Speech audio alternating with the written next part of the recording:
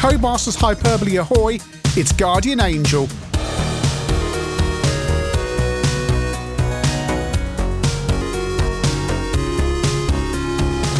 Guardian Angel is a 1990 game from Codemasters. Well, actually it's not. It's a 1989 game from Dinamic, and its real name is Freddy Hardest in South Manhattan, or Freddy Hardest 2. So when it came to the UK, it didn't go on to full price, unlike Spain. It was picked up by Codemasters and rebranded as Guardian Angel, presumably to cash in on the fact that at the time, the Guardian Angels, famous in New York for patrolling the subway, were going to be coming to London and patrolling the underground, apparently. So let's see how much patrolling the underground there is in this game. We're starting off on the Spectrum, +2, and you, bizarrely, to select your controls, you have to redefine them and then select a Sinclair or Kempston. And off we go. And you are running along the docks in South Manhattan, beating up people as you go. You've got 3 moves, a punch, a high kick and a low kick, and that is it. You can't jump, and enemies come at you from different directions. Some enemies take several hits to kill, and over the Spectrum 48K, and sometimes they come at you on forklift trucks, and you can't kill them. Well, unless you run underneath something in time. So this enemy here should take 3 punches or 3 high kicks to kill. Oh, no, I'm dead again. Yeah, the truck is quite annoying. Over the C64, my mate had this on the 64, and I saw the artwork and thought that looks so cool, and then I played the game and went, oh. Yes, 0 effort has been put into porting it to the C64. It's a direct Spectrum conversion. No hardware scrolling, no sprites, it chugs and chugs and chugs. And the turgid gameplay becomes even more turgid. Over to the Amstrad, and I'm not quite sure what the gentlemen on the left and right there actually represent. I've got no idea. There seems to be some kind of permanent noise going on when the Amstrad version is running at low level. Don't know if it's for atmosphere or a bug. I'm completely surrounded there. Oh no, it stopped. Perhaps someone was carrying a weapon or something that made a noise happen. But this is what happens. You get surrounded, you have 3 moves you can make, and you die.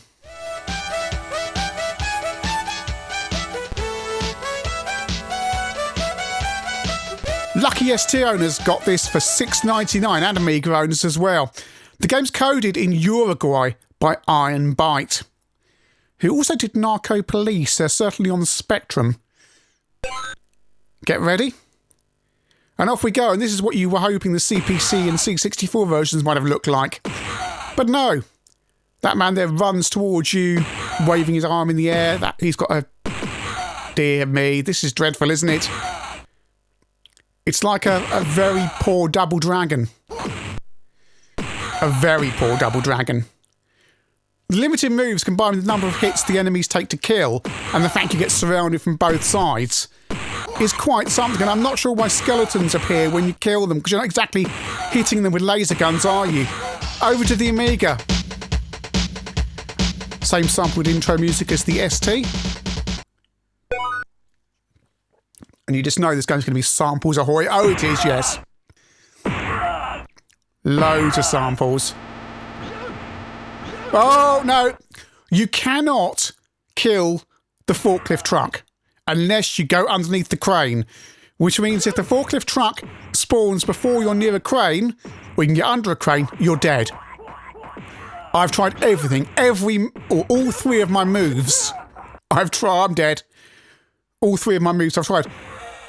PC, there's a PC CGA version, and it has sample music playing from the PC speaker.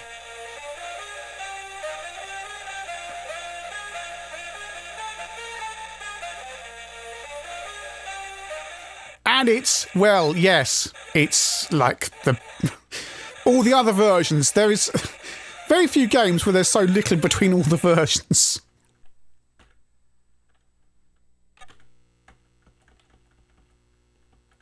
There are, admittedly, nice samples coming from the speaker. I got under there, yes, that's what you're supposed to do. But you can't, always. That's the only way to destroy the forklift truck, because he will just drive into the crane like a man possessed.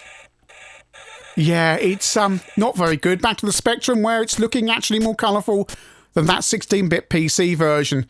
And that's stage 1 complete. We're into stage 2. Any differences? No. There are no differences. You get a greater number of the more difficult baddies, but here we are on the Amstrad, and you'll get some rats. Yeah, you get some rats you have to kick. Kick the rats. Yeah,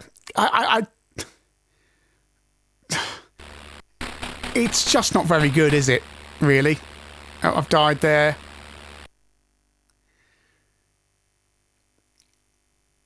And in terms of 8-bits, they've clearly produced the Spectrum version, then to shove that onto the C64 and Amstrad CPC.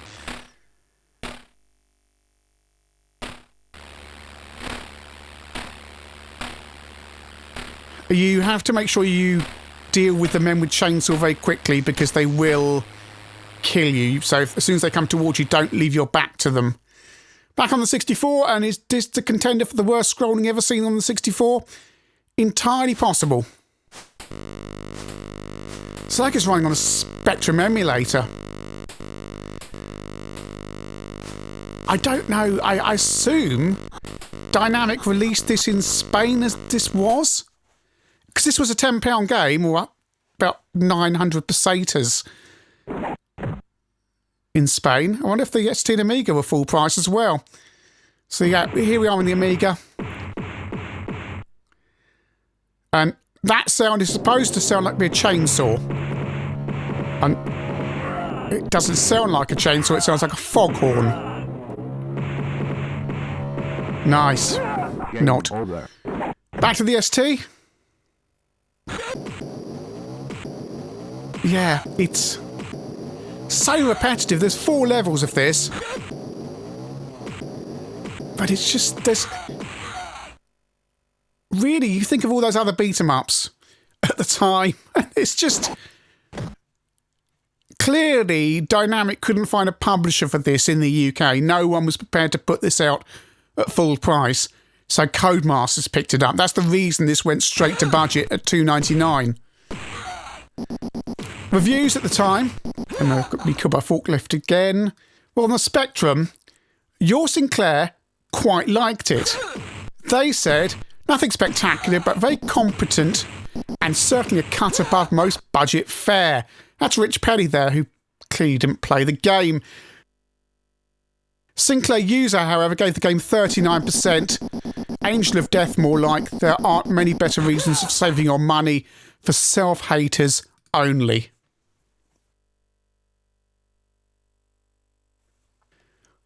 You can try and double back on yourself to try and predict when enemies are going to run from behind you, but it really doesn't seem to make a difference. Oh, another forklift truck! Back to the Spectrum. And the Spanish and UK releases are absolutely identical, other than the fact the game's name changes.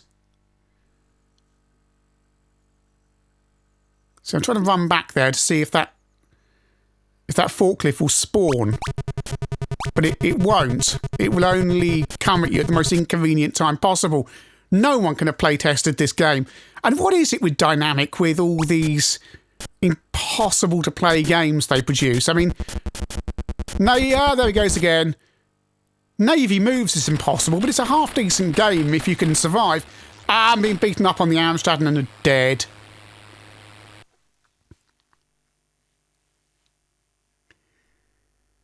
And off we go to stage 4, the final level. You can complete the game by cheating in about 11 to 12 minutes on the 8-bits. But you wouldn't want to. And incidentally, if you are going to play the game with infinite energy, be very careful, because you can get stuck. That's why I'm using infinite lives. Infinite energy, you may just get stuck in a position where you're just being continually beaten up. Enter the game on the 64. And I'm not sure what you're supposed to do, but there's an egg thing with a weather vane on top of it. And apparently that's what I need to get. There we go. I've completed the game. One neat feature of the game is when you stand still, your energy will recharge. So you can just kind of hang back and wait for when there's no baddies, and then your energy will go back up again. But it doesn't make it any easier because you'll just be pummeled the next time you get attacked from all sides. Congratulations, screams the game. Congratulations, you'll never have to play this again.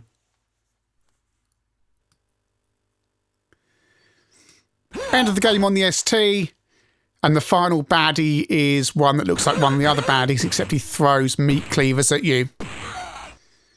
But he takes about 3 or 4 hits to kill, and that's it. And then I get into my... What is it? They couldn't even make it fly off, it just disappears. Same thing on the Amstrad. I don't know why I'm showing you this, because frankly, it's like the C64 version, except faster. The Guardian Angel is a horrible, horrible beat-em-up.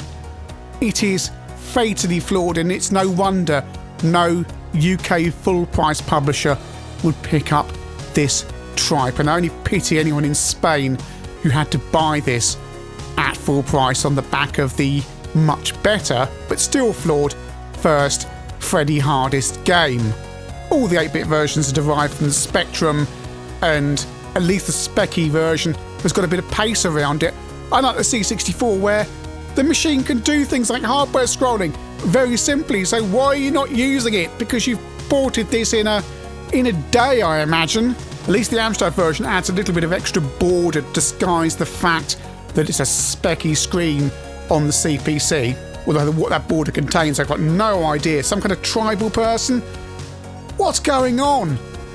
ST and Amiga, well, you might say it's just $6.99, and that's fair enough, but how much gameplay are you going to get out of this game?